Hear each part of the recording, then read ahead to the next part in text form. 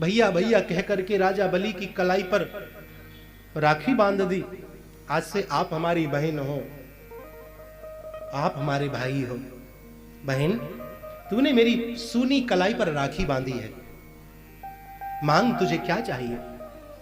याद रखिएगा, बहन बेटी को जब जीवन में देने का समय आए ना, तो अपने हाथ कभी भी पीछे मत खींचना। बेटियां अपना नसीब स्वयं लेकर के आती हैं। जब हम किसी को दान देते हैं ना, तो दान की रसीद मिलती है।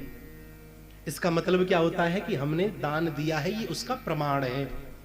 ठीक उसी प्रकार जब हमारे घर बेटी का जन्म होना, तो समझना कि बेटी के रूप में भगवान ने आपके घर पुण्य की रसीद के रूप में बेटी को भेजा है। बेटी पुण्य की रसीद होती है। बहन, बेटी, बुआ, इनको जब देने का वक्त आए, मेरे भाई बहन, कभी भी अपना हाथ पीछे मत खींचना। ये अपना नसीब का लेकर के आती है और बड़ी कृपा करती है। मांग बहन, तुझे क्या चाहिए। भैया, मैं आपसे जो मांगूंगी आप मुझे दे दोगे। अरे बहन, तू अपने भाई को नहीं जानती। तेरे भैया के द्वारे से तो साक्षात नारायण भगवान निराश नहीं लौटे, फिर तू तो मेरी धर्म बहन है। मांग ले तुझे जो चाहिए। भैया, मुझे और कुछ नहीं चाहिए। जब मैं आपके महलों को आई ना, तो द्वारे पर एक बहुत छोटा सा प्यारा सा द्वारपाल खड़ा हुआ था। आप मुझे उस द्वारपाल को दे दीजिए और मुझे कुछ नहीं चाहिए।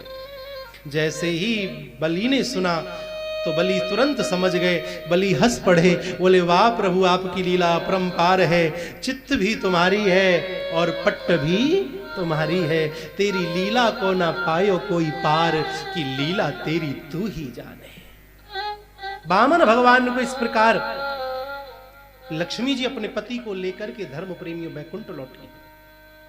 ये कथा सुनने से हमारे मन में दान की भावना का उदय होता है। आज जब भी दानवीरों की बात चलती है, तो राजा बलि का नाम दानियों में लिया जाता है, कर्ण का नाम दानवीरों में लिया जाता है। हमारे नगर में भी कोई सेठ ऐसा हो जो दान की भावना रखता हो, तो उस नगर के भी सेठ कहते हैं, अरे साहब फलाना आदमी बड़ा दानी है। परिवार में भी यदि कोई ऐसा व्यक्ति हो जो दान पुण्य करता रहता हो, उसका भी यश चारों दिशाओं में परिवारी जन भी फैलाते हैं। फलाने साहब बड़े अच्छे हैं,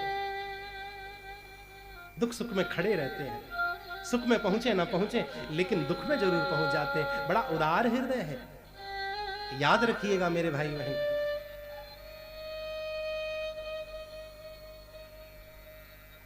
तीन मित्र थे।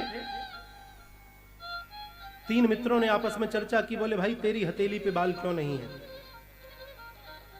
दूसरे ने बताया कि मेरी हथेली पे बाल इसलिए नहीं है क्योंकि मैंने अपने जीवन में इतना दान किया कि दान करते करते मेरी हथेली से बाल उड़ गए। अच्छा, तो तेरी हथेली पे बाल क्यों नहीं है। बोले मेरी हथेली पे बाल इसलिए नहीं क्योंकि मैंने इतना दान लिया, दान लेते लेते मेरी हथेली से बाल उड़ गए। दोनों मिलकर तीसरे से बोले भाई तू बता, तेरी हथेली पे बाल क्यों नहीं है। बोले मत पूछो, रहने दो। बोले नहीं, बताना होगा। बोले तो सुन, मेरी हथेली पे बाल इसलिए नहीं है क्योंकि तू दान करता रहा और ये दान लेता रहा, ये दान लेता रहा और तू दान करता रहा, और मैं तुम दोनों को देख देख के अपनी हथेलियां मसलता रहा, इसलिए मेरी हथेली पे बाल नहीं है। अब मैं आपसे पूछूं जयपुर वासियों, आपकी हथेली पे बाल क्यों नहीं है। दान देते देते उड़ गए, या दान लेते लेते उड़ गए, या फिर तीसरे वाले की तरह ही उड़ा दिए। कहां से इतना लगा रहे हैं, ना जाने कहां से इतना आ रहा है। इसीलिए मैं कहता हूं कि कथा में ताली बजानी चाहिए। क्यों? क्योंकि फिर कोई मुझ जैसा